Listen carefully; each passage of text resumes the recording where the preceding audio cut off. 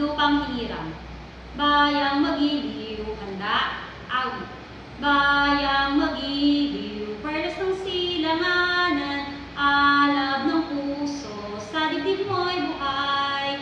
Lupang hinirang, duyan ka ng magiting, sa manlulupig, hindi ka pasisiin, sa dagat at bundok, sa simoy at sa langit mong bughang, may dilag ang tula at awit sa pagdayang minamahal. Ang kislap ng watawat mo'y tagumpay na nagniningning, ang bituin at araw niya kailan pa may di magdidilim. Lupa ng arang ang luwalhati't pagsinta, buhay ay langit sa piling mo. Aming ligaya ng pag may mga api, ang mamatay ng dahil sa'yo. Natang makabayan, iniibig ko ang Pilipinas, aking lupang sinilangan, tahanan ng aking lahi. Kinukupkop ako at tinutulungang maging malakas, masipag at marangal. Dahil mahal ko ang Pilipinas, diringgin ko ang payo ng aking magulang. Susundin ko ang tuntunin ng paaralan. Tutuparin ko ang tungkulin ng isang mamamayang makabayan, naglilingkod, nag-aaral, nagdarasal ng buong katapatan. Iaalay ko ang aking buhay, pangarap, pagsisikap sa bansang Pilipinas. I pledge allegiance to the Bible, God's holy word. I will make it a lamp unto my feet and a light unto my path. I will hide its word in my heart that I might not sin against God. I pledge allegiance to the Christian flag and to the Savior for whose kingdom it stands. One Savior, crucified, risen, and coming again, with life and liberty for all who believes. Good morning, Sicilians! Welcome muli sa ating morning devotion at tayo ay nasa Book of James pa rin sa ating pinag-aaralan. At ngayong umaga tayo ay tumulog muli sa Panginoon at hingin natin ang kanyang tulong at gabay para sa ating mga pag-uusapan. Father God, ngayong pong umaga na ito kami ay muli lumalapit sa iyo sa pag-unawa sa mga bagay na aming mapag-uusapan ngayon. Ang dalangin ko po, Panginoon, na ang bawat mapag-usapan namin ay maging makabuluhan sa aming mga buhay at magamit namin sa pangalan ng Panginoong Hesus. Amen. So, pagpatuloy po natin ang ating pag-uusap at ito ay nasa chapter 1 ng verse 13 to 16. Let no one say when he is tempted, I am tempted by God. For God cannot be tempted by evil, nor does he himself tempt anyone. But each one is tempted when he is thrown away by his own desire and enticed. Then when desire has conceived, it gives birth sin, and sin, when it is fully grown, brings forth death. Do not be deceived, my beloved brethren. James chapter 1 verse 13 to 16. So ito yung sinasabi ni James sa verse 13 to 16. Basahin natin sa Tagalog. Mula sa chapter 1, verse 13 to 16. Huwag sabihin ni numan kapag siya'y dumaranas ng pagsubok na tinutokso siya ng Diyos, sapagkat ang Diyos ay hindi matutokso ng masama at hindi naman niya tinutokso ang sinuman. Natutokso ang tao kapag siya'y naakit at napatangay sa sariling pita. Kapag ang pita ay tumubo at nagugat, nagbubunga ito ng pagkakasala. Kapag lumala ang kasalanan, ito'y nagbubunga ng kamatayan. Huwag kayong padaya, mga kapatid, kung minamahal. Yan ang sabi ni James. So, maliwanag sa pagkakabasa natin na ang tukso ay dahil sa masasamang pita o masasamang hangarin natin, masasamang isipin natin. So, dito sa ating mga napag-usapan, may nauna na gaya ng ang tukso ay nangyayari dahil sa sarili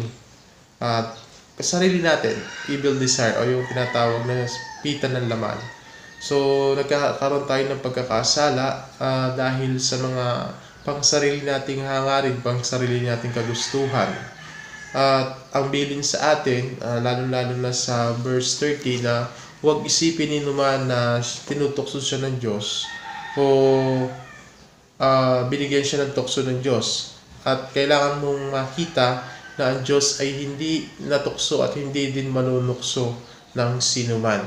Kaya maliwanag na huwag nating isipin na ang tukso ay galing sa Diyos, kundi humingi tayo ng tulong sa Diyos para tayo magtagumpay sa nararanasan nating mga tukso. Okay? Sapagkat ayaw ng Diyos na tuksohin tayo.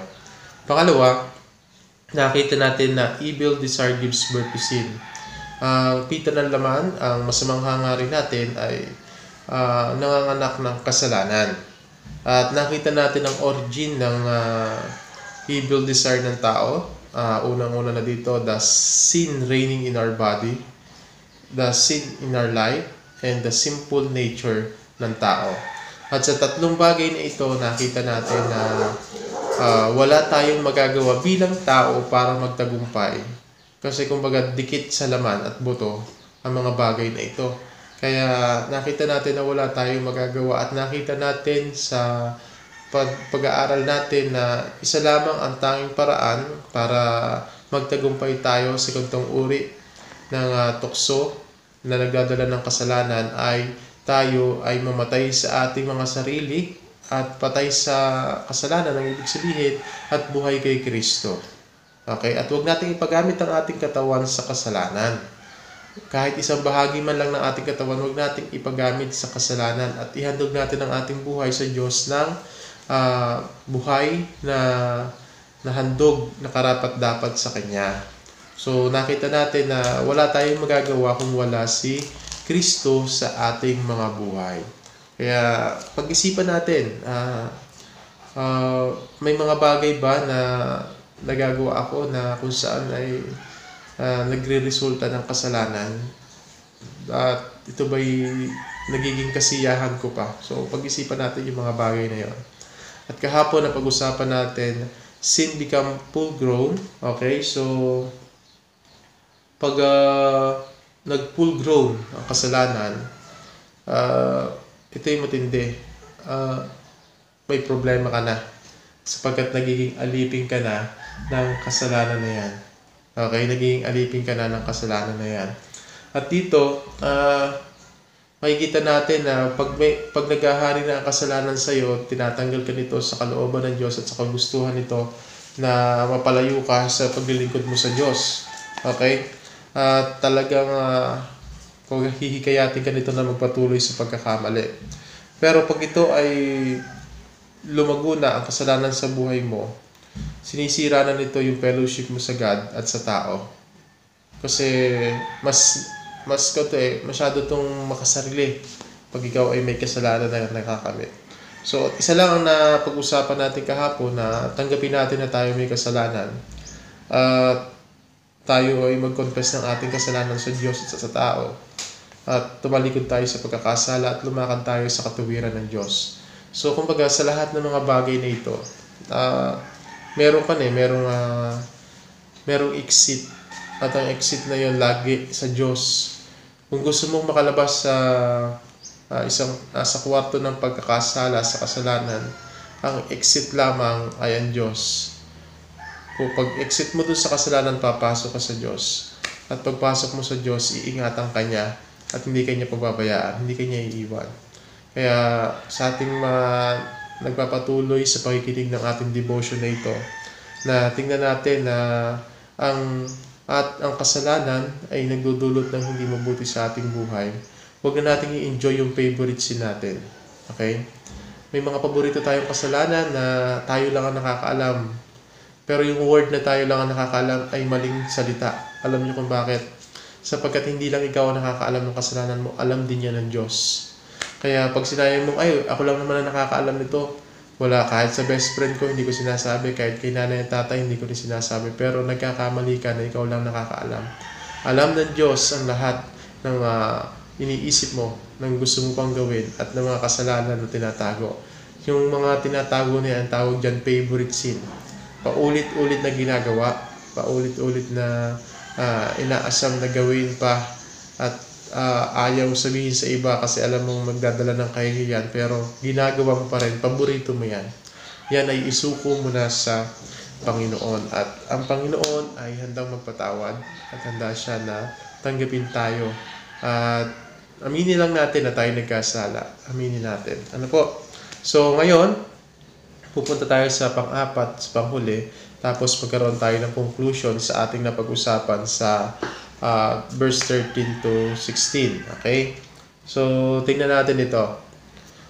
Sin results in physical death. So, ang kasalanan pala ay nagre-resulta ng kamatayang pisikal. Pag sinabing kamatayang pisikal, ang mga cause nito ay aksidente. Tama ba? Nabangga ang sasakyan, napataka ng buko sa ulo, okay, mga nalaglag sa hagdanan, nalaglag sa matataas na lugar. So, aksidente, hindi sinasadya. Pangalawa, dahil sa sakit. So, nagka-COVID, so cause ng physical death yan, nagkaroon ng malaria, nagkaroon ng dengue, okay, so, nagkaroon ng HIV, nagkaroon ng AIDS, mga namatay. Pangatlo, namatay sa katandaan. So, dahil sa sobrang tanda na, nalimutan na huminga. So, dahil sa katandaan, talagang hindi na nag-function yung kanyang internal organ at namatay. So, yung mga vital organ niya hindi na nag-function kasi masyado na matanda, namatay na. So, cause ng physical death, accident, sickness, old age, at pang-apat, God's purpose served. Ito yung pinaka gusto ko na word, God's purpose served. Once na na-serve mo na yung purpose ni God, kukunin ka na ni God. Kaya kabuhay ngayon kasi may purpose po sa iyo si God. Lagi ko nga iniisip ganito at lagi ko itinatanong din sa mga sinesharean ko. Kung wala ng purpose sa iyo si God, sa palagay mo, ano pang dahilan ng Diyos para buhayin ka? Kung wala ng purpose sa iyo si God, ano pa ang dahilan ng Diyos para buhayin ka? May purpose ka, kaya ka nabubuhay. Kaya, huwag mong hayaan na yung purpose na ibinigay sa iyo ni God ay hindi mo malakaran. Kasi, pag hindi mo nilakaran ang purpose na ibinigay sa iyo ni God, wala nang gagawin si God sa iyo kundi kunin. Kasi baka magkasala ka lang na magkasala. Lalo't kumilala ka sa Kanya. Kaya, ang purpose ni God sa mga buhay natin ay dapat nating gampanan ng maayos at lakaran natin. Bagamat mahirap, bagamat maraming challenges, at talaga namang minsan ay parang babagsakan ka na ng langit at ng lupa, maiipitin ka na. Pero tandaan mo, pag purpose ni God ang nilalakaran mo, kahit gaano kahirap, kahit gaano kalakas na bagyo ang dumating, malakas na hangin, nagraragas ang baha, mananatili kang matatag kasi nasa purpose ni God ang buhay mo. So, relax lang tayo. Humingi lang tayo ng wisdom kay God kung paano natin malalampasan yung mga yan. So,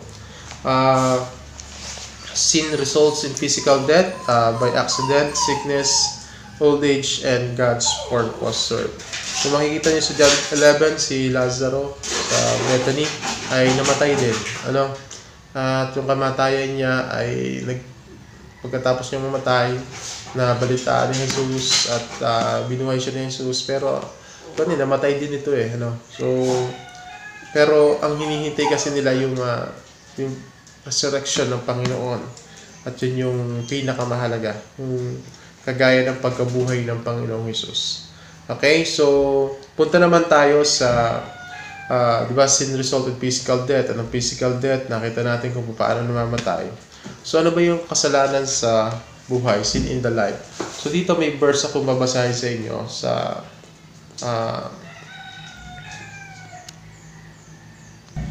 sa 1 Corinthians chapter 5. So, tingnan natin ang Bible natin sa 1 Corinthians chapter 5. Ito yung sinasabi dito. It is actually reported that there is sexual immorality among you, and such sexual immorality as is not even named among the Gentiles. That a man has his father's wife, and you are puffed up and have not rather mourned that he who has done this deed might be taken away from among you. For I indeed, as absent in body, but present in spirit, have already judged, as though I were present, him who has so done this deed. In the name of our Lord Jesus Christ, when you are gathered together along with my spirit, with the power of our Lord Jesus Christ, deliver such a one to Satan for the destruction of flesh, that his spirit may be saved in the day of the Lord's judgment, day of the Lord Jesus Christ. So, 1 Corinthians chapter 5 verse 1 to 5. Basahin ko sa Tagalog. Nakarating sa akin ang di pag-aalinlangang balita na napakasama ng ginagawa ng isa sa inyo. Kinasama niya ang asawa ng kanyang ama kahit ang mga pagano'y di gumagawa ng ganyang kahalayan. At nakukuha pa ninyong magmalaki. Dapat sana'y mahiya kayo at tumangis at itiwalag ang mga gumagawa nito. Bagamat wala ako riyan sa katawan, nariyan naman ako sa espiritu, kaya't parang nariyan din ako.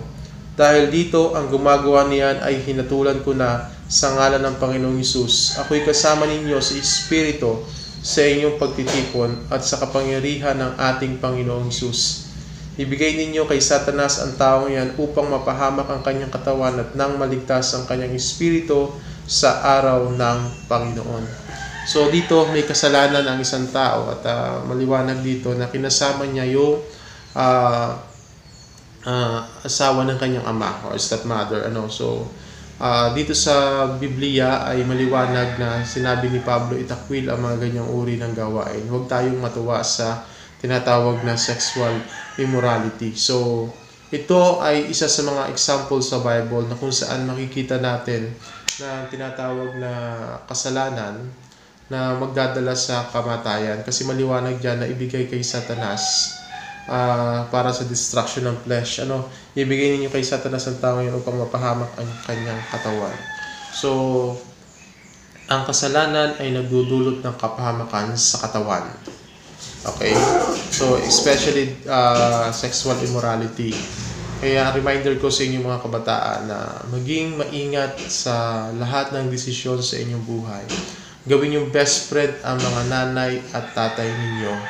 At huwag kayong mahihiya magsabi sa kanila ng mga sikreto ninyo. So, ang kasalanan ay nagdudulot ng pagkasira ng katawan. Kaya, huwag niyong hayaan na mabuhay sa kasalanan, kundi mabuhay sa salita ng Diyos at sa panukala ng Diyos. Ngayon, ito yung mga tao na nabubuhay sa kasalanan ayon sa 1 Corinthians 5:1-5. Ngayon, paano naman pag ang tao ay humingi ng kapatawaran? 2 Corinthians chapter 2 verse 5-11. But if anyone has caused a grief, he has not grieved me, but all of you to some extent, not to be severe. This punishment which was inflicted by the majority is sufficient for such a man, so that on the contrary, you ought rather to forgive and comfort him, lest perhaps such as one has swallowed up with too much sorrow. Therefore, I urge you to reaffirm your love to him. For this end, and I also wrote, that I may put you to the test, whether you are obedient in all things. Now, whom you forgive anything, I also forgive. For if indeed I have forgiven anything, I have forgiven that one for your sakes in the presence of Christ, lest Satan should take advantage of us, for we are not ignorant of his devices. Okay, so 2 Corinthians chapter 2 verses 5-11. Kung may nagdulot ng kalungkutan kanino man, hindi ako dinulutan ninyo. Maaari pang sabihin ng walang pagmamalabis na kayong lahat ang dinulutan niya ng kalungkutan. Ngunit sapat na ang pagpaparusang ginawa sa kanya ng napakarami sa inyo. Patawarin na ninyo siya at aliwin upang hindi naman tuluyang masiraan ang loob. Kaya ipinamamanhik kong ipadama ninyo sa kanya na siya'y mahal pa rin ninyo. Ang isa pang dahilan ng pagsulat ko sa inyo noon ay upang malaman kung sinusunod ninyo ang mabuti ang lahat ng pinangangaral ko sa inyo. Sino mang pinatawad ninyo ay pinatatawad ko na rin. Ang pinatawad ko, kung mayroon man, ay pinatawad ko alang-alang sa inyo sa harapan ni Kristo, upang tayo mapaglalangan ng Satanas. Upang hindi tayo mapaglalangan ni Satanas, hindi lingid sa atin ang ibig niyang mangyari. So, kailangan magpatawaran. So, once na may humingi ng kapatawaran, dapat patawarin. Sapagkat delikado kasi nakaabang sa Satanas. Okay, so, maliwanag na pag humingi ng tawad, sabi ni Apostol Pablo, comfort him sa verse 7. Kailangan i-comfort natin. Pangalawa, reaffirm your love to him. Padama mo pag-ibig mo sa kanya sa verse 8. At sa verse 9 to 11, patawarin. So, once na may kasalanan, at nirecognize niya na siya may kasalanan, humingi siya ng tawad sa Diyos at sa tao, tinalikuran niya ang kanyang kasalanan at gusto niya lumakad sa katuwiran ng Diyos. Tayo, bawat tao, ang dapat respond natin ayon kay Apostol Pablo na nakasulat sa 2 Corinthians chapter 2 verses 5 to 11. Unang-una, kalingain natin ang tao na humihingi ng tawad. Okay, kalingain natin ang tao na humihingi ng tawad. Ipadaman natin ang ating pag-ibig sa mga tao na humihingi ng tawad. At pangatlo, patawarin natin ang tao na humihingi ng tawad. Okay, so once na humingi ng tawad, dapat patawarin natin. Isipin na lang natin, ano ba yung mga kasalanan natin? Yung pinakamalaking kasalanan natin na kung saan pinatawad tayo ng Diyos. At hindi niya inisip na, sobrang laki ng kasalanan mo. Pero ang Diyos, nung humingi tayo ng tawad, agad-agad pinatawad tayo. So, anong karapatan natin na i-hold back yung kapatawaran sa mga tao na nakagawa sa atin ng kasalanan? Gusto ba natin na i-hold back din ng Lord ang kapatawaran para sa atin? Hindi ginawa ng Diyos yun eh. Ang ginawa ng Diyos nang humingi tayo ng tawad, tayo'y kanyang pinatawad. Sino pa tayo para hindi magpatawad kung tayo'y pinatawad ng Diyos? Diba? So, sa atin ngayon na naririto at nakikinig sa ating mga napag-uusapan, tandaan natin ang hindi pagpapatawad ay nag-uugat sa masama nating desire, evil desire, at ito'y nagdadala ng kasalanan kasi nagbibuild ito ng galit, nagbibuild ito ng shame. So, sa ating naririto ngayon, tingnan natin ang sitwasyon natin. Maliwanag naman yung ating mga napag-usapan na ang Diyos ay hindi nanunukso at hindi siya na manunukso ng sino man. Ang tukso ay nangyayari dahil sa ating mga masasamang hangarin sa ating mga buhay. Tingnan natin na ang kahalagahan na kung may kasalanan mang nagawa at nahulog sa kasalanan ay dapat nating patawarin. So, tingnan natin ang buhay natin. Saan dapat tayo mag-focus? Sa kasalanan, sa nakaraang pagkakamali o sa bagong buhay na ipinagkaloob sa atin ng Diyos. Kaya dito sa ating pag-uusap, kung magkakaroon tayo ng konklusyon, do not be deceived. Huwag tayong magpalinlang. Sabi sa verse 16 ng ating pinag-uusapan? Don't be deceived, my dear brothers. Huwag tayong magpalinlang. Bagamat may ganyang mga pangyayari sa buhay natin, huwag tayong magpalinlang. Una, repent of your sin. Magsisi tayo sa ating mga kasalanan. Bawat isa sa atin may nagawang hindi maganda. Inisip, tiningnan, sinalitaan, ginawa na hindi tama. Return to God. Katapos mo magsisi, bumalik ka sa Diyos. Okay? Sa pagtalikod mo sa kasalanan, haharap ka sa Diyos at susunod ka sa Diyos. Huwag mo nang tingnan pabalik pa yung kasalanan. Kundi sa pagtalikod mo sa kasalanan, huwag ka nang lilingon. Humarap ka sa Diyos at magdire-diretso ka. Repeat your fellowship with God and man. So, magkaroon ka uli ng fellowship. Ulitin mo. Nakalagay doon, repeat. Repent, return, repeat. Repent your sin, return to God, repeat your fellowship to God and man. So, ibalik mo ang relasyon mo sa Diyos at sa tao. Sabi sa Galatians 6:13, kung iniisip niyo naman na siya ay importante, subalit wala naman siyang halaga, ay niloloko lamang niya ang kanyang sarili. So, sa atin ngayon, ano bang halaga natin para hindi tayo magpatawad? Tayo ay pare-pares lamang na may pagkakamali. So, dapat tayong magpapatawaran sa ating mga kasalanan. At iyan yung pinakamahalaga na magagawa mo para sa Diyos, yung magpatawad ka kasi pinatawad ka din ng Diyos. Kaya sa umaga na ito, sa ating napag-usapan na sin result to physical death, ang kasalanan ay nagdudulot ng kamatayan. Tandaan niyo po yan. Ang kasalanan ay nagdudulot ng kamatayan.